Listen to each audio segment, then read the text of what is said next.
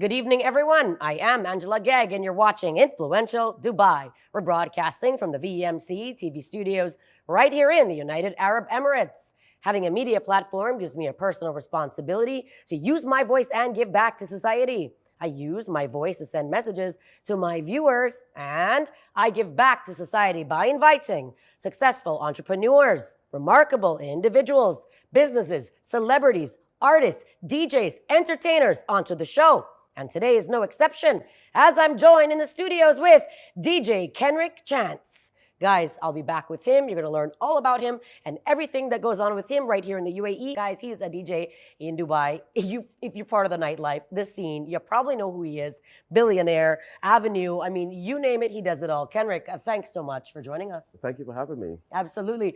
I got to say, first of all, Caribbean people represent. Oh, for sure. You don't know? For sure. Oh, you don't know? We're the best party people in the world. You don't know? In case anybody needs any information on us, we are the best party people in the world. St. Vincent? Yeah, for sure. Okay. St. Vincent. I love it. I love it. Guys, of course, you guys know I'm from the Caribbean originally, so my guest on today's show is, so you know that vibe and that energy is going to be on point. For sure. I love it. 100%.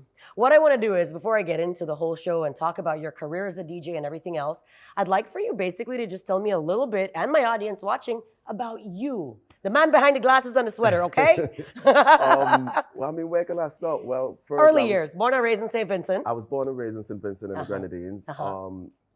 Mom and dad, and then went to school there and everything. I got into music like really, really early. Like everyone was just like, you need to do music, you need to do music, like constantly throughout like my whole life. That's all everyone used to say. Okay. And then I moved to London in around like 2003. And that kind of like stirred me more into like music, because the London scene at that time with like grime music was coming through like really heavy. So like there was like loads of young Caribbean people like myself and Africans as well. Okay. And we would all just like go to like these basement parties, and everyone would like DJ, grab a mic, MC, and do all these kind of things. And that's kind of like where I got like fully into music. Amazing. Yeah. But aside from Dubai, London, I saw you've also played in Ibiza and many countries worldwide. Like, yeah, so I've had the opportunity to like make like loads of great contacts throughout just my journey of like different places I've worked, different places people I've communicated with. And when I started DJing, I remember it's so funny, I started off actually being an MC in the club. Okay. Because my friends, we used to throw our own parties. And then, because I used to want to be a rapper, to be honest. Right. Yeah. Oh, I love the truth comes out. I'm a failed rapper. Oh, no, don't say that. So what happened was, I used to go to the parties. I'd promote the party, me and my friend Colin Barkham. Shout out to Colin, he's one of my best friends. So we used to do our own parties. And then after I finished promoting, get everyone in, I'd be in the club and I'd be looking around, and I'm like, and being from the Caribbean, there always used to be somebody on the mic. There just used to be somebody. Yeah. And I used to be, and this is in a place in the UK called Newcastle. Okay. And I just noticed there was no one on the mic. So one time I went, yo, is there a mic? And then I just grabbed the mic, and then I just shouted out like, blah, blah, blah, key people who was in like the events, who was like kind of like, I thought they were important at the time. Like, you know, I'd be like, shout out to Angie Gegg in the building. Yes, you don't know. So I done that, and then everyone was just like, it was kind of like a bit of a shock. And then I just continued doing it. And then I started getting booked at other venues to come and host as like an MC at the venue. And then I stopped promoting because it became like a conflict of interest. And then I started just like going around MCing in like the city. Then I started doing it like throughout like the country. And then I was just like, I think I remember like I had like a gig with like a DJ that wasn't really, the vibe wasn't flowing very well. And I was just like, I can actually DJ, because back in the day I used to have turntables, I used to have vinyls, I used to like do like my whole thing. So I was just like, you know what? I'm gonna become a DJ. I'm just gonna start DJing. Yes. And then it went from there. And I remember like my very first gig, it was one of our events as well. Yeah. It was like my very first gig. There was a promoter in there, he was from Leeds. Okay. And then he just came up to me and he went, I want you for my gig in Leeds. It's relaunching in September. And I was just like, yeah, take my information. And the next day he rang me and he was like, yo, like, what's your fee? At this point, I didn't have like a fee. You had no rate card, I had nothing. Nothing. I was just like, wait, a what? I was just like, I was like really like stuttering, and I was just like, okay, I'll figure it out. And I spoke to Colin, And I was like, yo, I'm like, I got this gig in like Leeds, like, what do I do? And then he didn't have any influence. He was just like, this is what I pay like the DJs at the time. Because at the time, I just used to promote. I never used to deal with how much the DJs get paid or whatever. Correct, yeah, okay. So then I just like freestyle. I just asked him back. I said, oh, well, how much do you want to pay? And then at the time, I think it was £200. Right, what year was this? This was 2007, 2008. Okay. And then, but it was for your first gig, not that bad. It was. I think it was like between 200 and 250 pounds. So I lived in Newcastle, and then the gig was in Leeds, and it was like, this was like really hard times as well. Is it far from Newcastle to Leeds? Yeah, it's like. So did you say 200 plus transportation? Yeah, so it was 200 plus transportation, and it was meant to be like a hotel as well, but that didn't get thrown in. Oh, okay. So what I used to do is I used to get the train down from Newcastle, do the gig. Shout out to DJ Tango as well. He used to DJ out in Dubai as well, but he's not here anymore. Okay. He was like already the DJ there, so I'd get a train down from Newcastle to Leeds. Okay, so quick, how long does that take? That takes I'd say about an hour and a half on the train. On a train, okay. About 2 hours. Yeah, or so, okay, right. Approximately that. And then the event would finish at 3. In the morning, yeah. In the morning. Yeah, okay. But I didn't have a hotel to stay at. And the train doesn't start again back until like, I think the first one was like 6:30 a.m. Ouch. And then imagine the UK is like really cold. So I finished my gig. Oh no, and then bless. I'd go to the train station and just wait until the first train came again and then get it back. I remember like so many times I've got on the train, fallen asleep and missed my stop. Oh my goodness. Yeah, one time I ended up in Scotland. Oh no, you ended up in Scotland. Tell us about that. Scotland. Like, did you get out and say, okay, well, I'm here, YOLO? Yeah, I got Wait, were you out carrying all your equipment or did they provide it for you? They provided the equipment. Good. So all I had at this time was, because I was on Serato, so all I had at this time, in modern age, was just like my backpack with like my laptop. That's good then. At least you didn't have like a huge like... Yeah, no, that would have been a nightmare. Ended up in Scotland. Yeah. Oh, and in my Scotland, word. I have like a lot of great relationship with people in Scotland, like DJ Prospect. He has one of the longest running hip hop events probably in the UK. Oh, wow. Along with like Love Do and a few others. So I had like a lot of great friends in Scotland as well. So I'll probably just hit them up and just. Okay, so cool. From that to this, let's jump fast forward. Now you're a very well-known DJ in Dubai. Yes. You're playing at all these venues.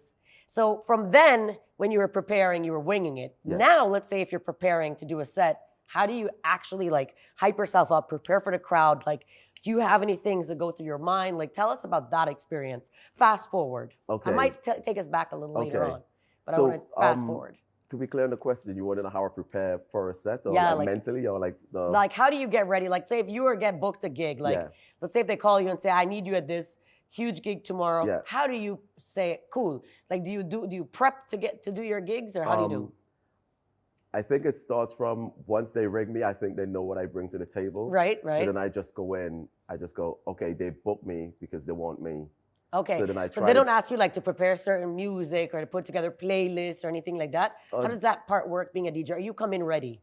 They know what they're getting. Yeah, they know. For the most part, a lot of the time when you get booked as like a DJ and artist, the person who's booking you kind of already know what you bring to the table. They've seen you played somewhere before, and they like your style. There's the odd moment where they'll be like, okay, they like your energy, and sometimes or your personality or your brand, and sometimes not so much the music you play. Okay. So there's that balance you try and find where they like your physical appearance, your energy, your vibe, your mood, and then they're trying to mash it with their audience and what their clientele like.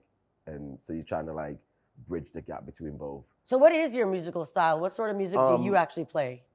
I like hip hop and R&B the most. Okay. And I know like I was born and raised obviously in the Caribbean, so like a lot of the time people always go, why don't you play more like dancehall? And well, because I grew up with it so much, when I moved to the UK, I tried to stay away from it for like it was 2 reasons. One of it being for a financial reason, because I found out that the DJs who were playing that style of music wasn't getting paid as much as the DJs who were playing like say like house and like more commercial stuff. So then I was just like, wait, how much is this DJ getting paid? Yeah. How much are you getting paid? And then I was just like, and then the crowds were bigger in the mall. So then I was like, I love doing this, but I want to be in this bigger crowd, this bigger audience. Correct. Yeah. So let me broaden like then I started researching like house music, all this, and I just went out. Okay. And associated myself, and then I just started like playing like at house events, and then I'd go back and like,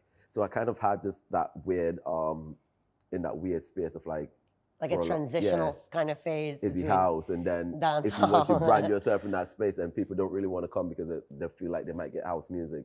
But I just love all music in general. Yeah, I'm in that space where like everything, and I think we kind of all are, where like you can't really tell the difference between a house, a hip hop, a Afrobeat, a dance. It's all just meshes in very beautifully. Yeah. I think.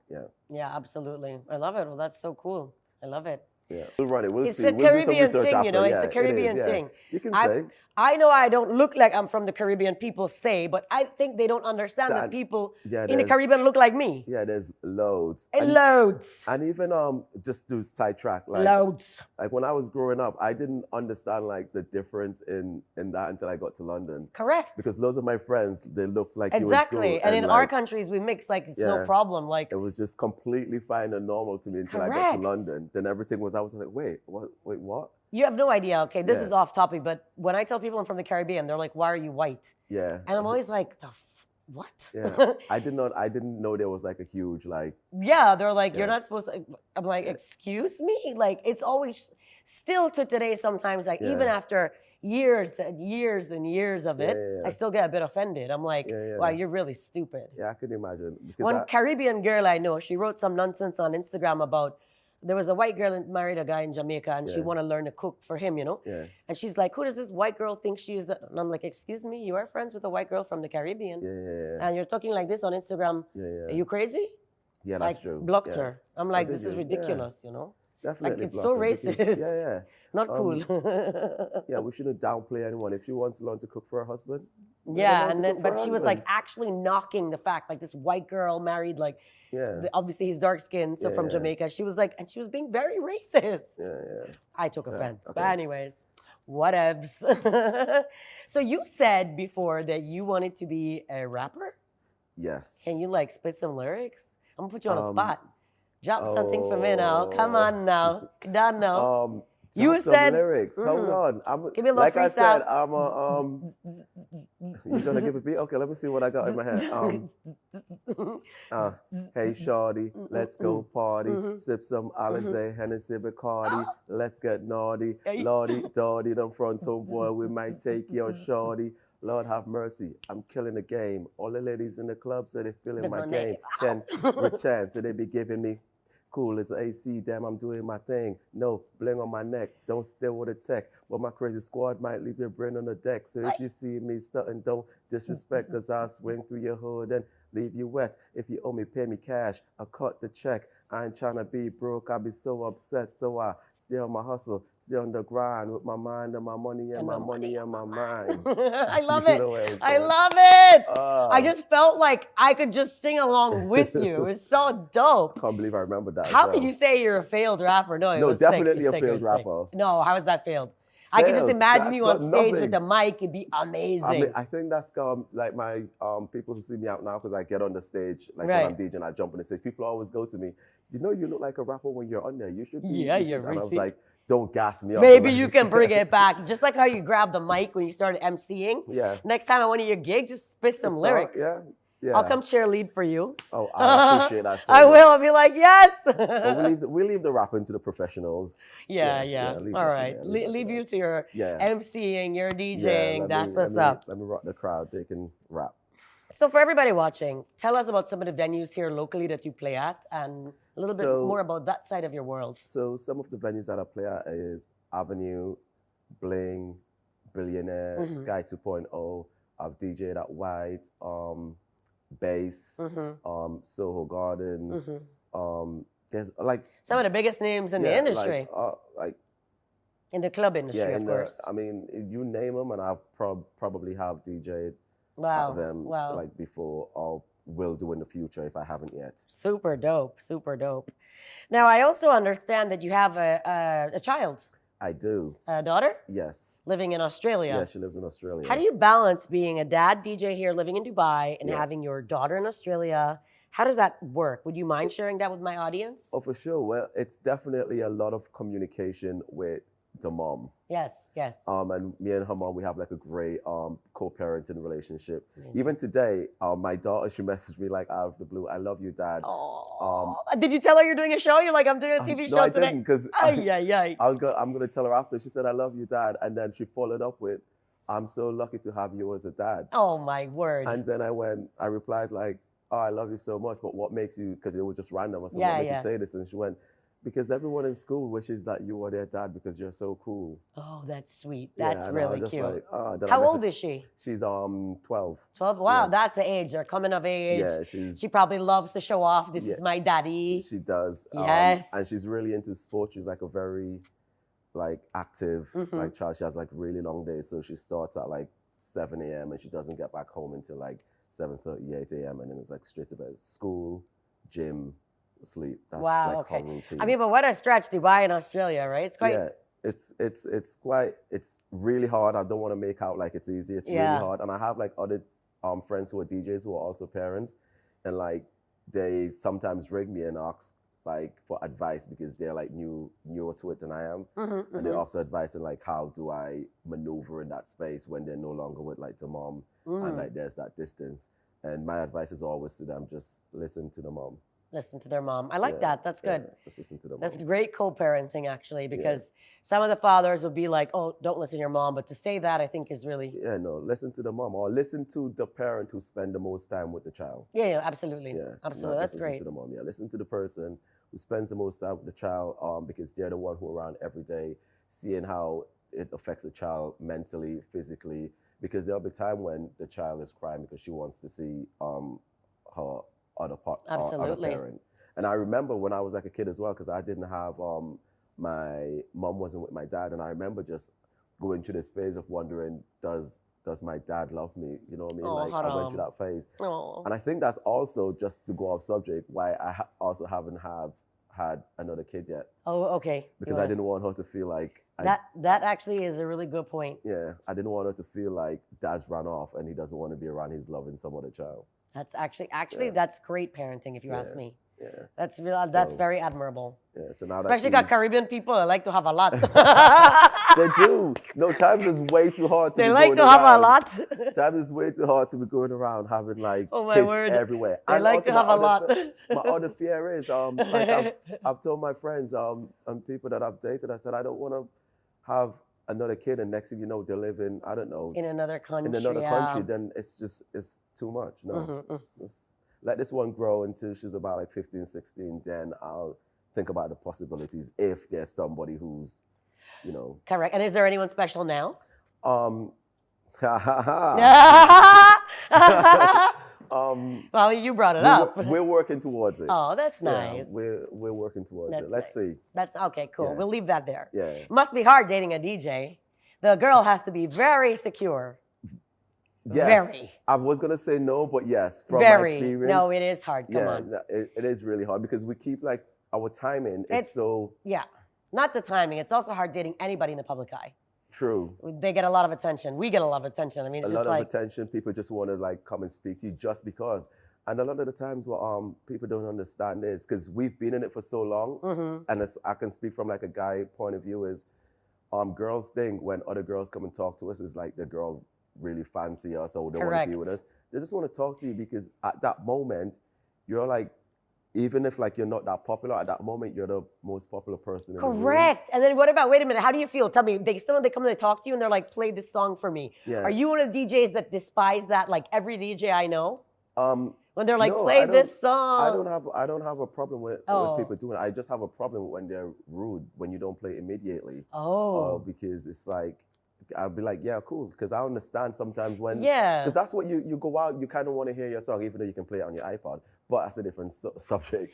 When you go out, you kind of want to feel nostalgia for the most part. You remember... So I'm one of these annoying people that used to go up to the DJ at the club and be like, dance hall. Can I say, right? Look at my phone, I'd be like... But I'm funny. Like, I'm like, dance hall, please. I feel like people who like specific genre of music are like, for the most part, very like, this is why I say like, now I have this conversation where I say like now I feel like the African community are like the best A&Rs or the best promoters for like their music because they are consistent when they love a song or like anything come out there. They'll make sure they come and they'll be like, African music, this specific song, and they make sure like that genre gets. See, like I wouldn't be so specific with a DJ because if he's doing R&B, hip hop, I just want him to play whatever dance hall he wants to play. Yeah, no, like for me, like back in the days of Cirque, Brooklyn was my friend. He was playing there. He's a good friend of mine though. So shout it's out fine. to Brooklyn, by the way. Yeah, man. You don't know. He's been on the show, so you know. Brooklyn. I'd be like, Brooklyn dance hall. He always laughed because he knows me. Like I'm like, he's like Angie. I don't think I do it to like a random DJ. Yeah. I think I only do it to DJs like that I know. You have a relationship with. Because I know a lot of DJs get irritated. Yeah. I see DJs get irritated. I only get irritated when it's like it's rude because I'll be like, oh yeah, cool, it's fine. Yeah, but there's no need for anybody to be rude. Why would anybody be rude? Yeah, but people are. After a few, true. After a few water. Bevies, apple juice. Yeah, after a few apple juice, people tend to get a little bit, and then they wake up the next day and they might feel a bit like, oh my god. Yeah, cringy. True that. Yeah. I mean, I'm a very positive, bubbly person, so I don't think I have that in me. But you're right. A lot of people are rude and obnoxious, hard to do. True that. But yeah. Okay, so tell me quickly, Kenrick, besides DJing, is there anything else that you are interested in, that you like to do, any hobbies, activities? Tell me about, okay, we know Dubai, wake up, eat, sleep, rave, repeat, DJ? Yes. Anything else? Like, what do you like to do? Do you jump out of airplanes? Do you like to go fishing? I mean, just, I don't know, for our viewers. I am not jumping out of any airplanes that I don't need to jump out of. I like hiking. Okay. Going to the gym, I go to the gym every day. Actually, when I finish here, I'm going straight to the gym. Okay. Just to keep my physical and mental in shape. But you're playing tonight? I'm also playing tonight. Nice. Tonight is Wednesday, of course, Avenue, of course. Avenue tonight. Yeah. So I'll leave here, I'll go straight to the gym, then I'll go home. I like a lot of alone time because my social battery run low, because just like being out constantly DJing around people, like I like to spend a lot of time alone. Yeah. That makes sense. I like watching podcasts. I watch a lot of podcasts. Okay. I go hiking when the weather is right. Running. Bowling. I enjoy bowling a lot. That's cool. Yeah. And going to the cinema. I don't get to watch movies at home. Okay. But I love going to the cinema. Well, that's cool. I think it's just like the popcorn experience. or nachos? Popcorn. Ooh. You? Nachos. Both actually. Popcorn. Popcorn and nachos. Yeah. I like popcorn why salted not? and caramel mixed. Yeah, I do. I love those nachos with cheese and jalapenos. Yes. If That's it's how I going to eat be it. nachos, the jalapeno is going to be on there. Ooh. For I do the sure. cheese, two cheese and a jalapeno. Yeah, for sure. I'm a jalapeno girl, you know. Yeah? Yeah, hot sauce. Yeah. Habanero, you know, eat habanero upon everything. Jalapenos have to definitely be on there. Speaking of nachos and popcorn, it is that time to get to a little fun segment of today's show. Okay. Ready to have a little fun with me? For sure. I'm always All right, let's fun. switch up from DJing, from serious things in Dubai, to like just some fun. And this is just to have the audience get to know a little about you, kind of rapid fire, like just some fun. Like, you know, I just like to have this section in the show. Okay. All right, so when I ask you questions, it needs to be fast. Okay, Fast. great. Okay, ready? Favorite color? Blue. Favorite car? Maserati. Favorite thing to eat? Jerk chicken, rice and peas. What? Favorite restaurant? Miss Lily's. Yeah. Ketchup or mayo? Ketchup. Ooh. Favorite music genre? Hip hop. Okay. Hot sauce, yes or no? Well, we already know the answer to that. Of course. Favorite holiday destination? Australia. Oh, naturally. Favorite song in the world? Essence, Wizkid. Oh, how does it go? You don't need no water body. Oh, okay. Yes. Favorite movie in the world? This is hard. Top Gun. Top Gun, that's a good one. Old one or new one? Both. I haven't seen the new one. Is it good? The new one's worth really watching? Good. Yes, worth watching. Check it out. I'll watch it today. But old just for nostalgia purpose. Let's go old. Yeah. Wine or whiskey? Ooh, can I wait? Yeah. Well, depending on the weather and but red wine for sure. Okay. Always red wine for sure over any other. But let's go whiskey. Whiskey. You drink Guinness? Yeah. What? You know, every time I go to Miss Lily's or Tigari, I'm like, but why do you guys have Guinness? Yeah, I don't think anywhere in Dubai has Guinness. Oh. Get some Guinness in Dubai. Yeah. But let's go whiskey. All right, whiskey.